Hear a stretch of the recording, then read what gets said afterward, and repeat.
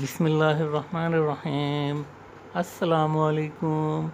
Welcome to our channel learn biology easily. अगर आप आसानी से बायोलॉजी का इल्म हासिल करना चाहते हैं और बहुत ही आसान तरीके से बायोलॉजी सीखना चाहते हैं तो इस चैनल को सब्सक्राइब करें और बेल आइकन को भी दबाएं ताकि जो भी नई वीडियो अपलोड की जाए वो सबसे पहले आप ही रिसीव करें। आज की ये वीडियो जानदारों के सेल के बहुत ही इम्पोर्टेंट कंपोनेंट साइटोप्लाज्म के बारे में बनाई जा रही है। लिविंग ऑर्गेनिजम्स के सेल की न्यूक्लियर मेम्ब्रेन और प्लाज्मा मेम्ब्रेन के दरमियान में एक सेमी विस्कस और सेमी ट्रांसपेरेंट सब्सटेंस मौजूद होती है जिसको हम साइटोप्लाज्म कहते हैं। इसका मतलब ये हुआ कि साइटोप्लाज्म एक एक्वस ग्राउंड सब्सटेंस है और साइटोप्लाज्म के अंदर सेल के तमाम ऑर्गेनेलिज मौजूद हैं और इसके अंदर ही बहुत सारे इनसॉल्युबल प्रोडक्ट्स भी हैं और बहुत सारे सॉल्युबल प्रोडक्ट्स भी मौजूद हैं और कुछ इनसॉल्युबल वेस्ट मटेरियल्स भी मौजूद हैं और इन सारे मटेरियल्स में कुछ ऑर्गेनिक कंपाउंड्स हैं और कुछ इनऑर्गेनिक कंपाउंड्स भी मौजूद हैं।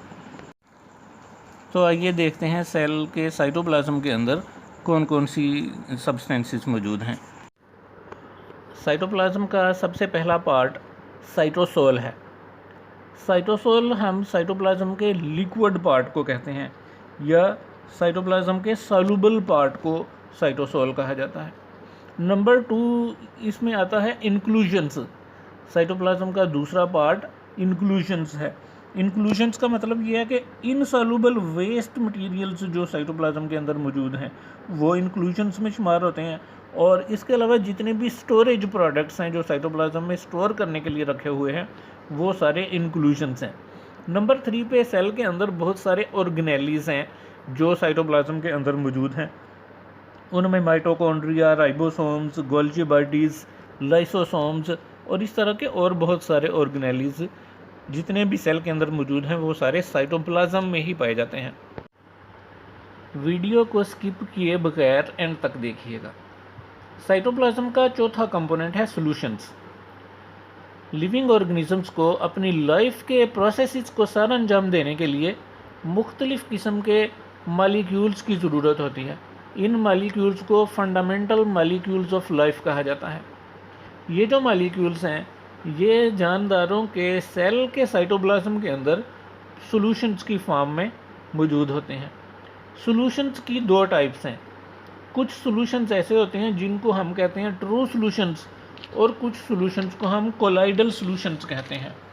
अगर छोटे छोटे मालिक्यूल्स या आयंस पानी के अंदर डिज़ोल्व हुए साइटोप्लाज्म के अंदर मौजूद हैं तो वो ट्रू सॉल्यूशंस में आएंगे और अगर बड़े बड़े मालिक्यूल्स मौजूद हैं तो उनको हम कोलाइडल सॉल्यूशंस कहते हैं।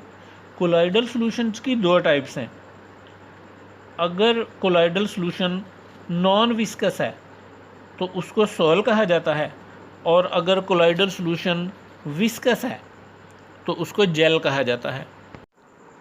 वीडियो को पूरा एंड तक देखिएगा क्योंकि अभी साइटोप्लाज्म के फंक्शंस को जानना बाकी है। तो साइटोप्लाज्म के फंक्शंस में सबसे पहला और सबसे इम्पोर्टेंट फंक्शन है स्टोर हाउस।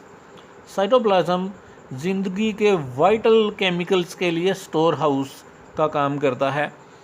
बहुत सारे केमिकल्स, बहुत सारे कंपाउंड्स, बहुत सारे मॉलिक्यूल्स ऐसे हैं जो साइटोप्लाज्म के अंदर स्टोर किए जाते हैं।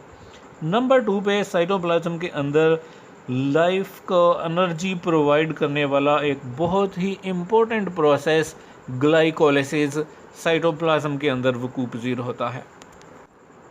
तीसरी बात यह है कि बहुत सारे amino acids, fatty acids, nucleic acids और इस तरह के बहुत से कंपाउंड्स जो हैं वो साइटोप्लाज्म के अंदर तैयार किए जाते हैं जिसको एनाबॉलिज्म का नाम दिया जाता है। नंबर 4 पे मैंने लिखा हुआ है ऑर्गेनेलीज।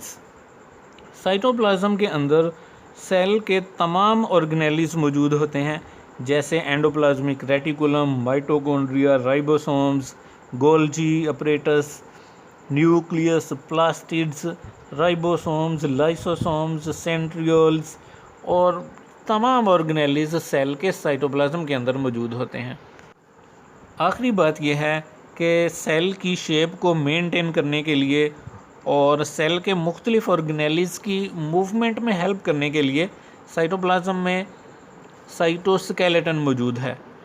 तो आसान अल्फाज में ये कहा जा सकता है कि साइटोप्लाज्म के अंदर साइटोस्केलेटन मौजूद है जो सेल की शेप को मेंटेन करता है और सेल के मुख्तलिफ ऑर्गेनेलिज की मूवमेंट में हेल्प करता है।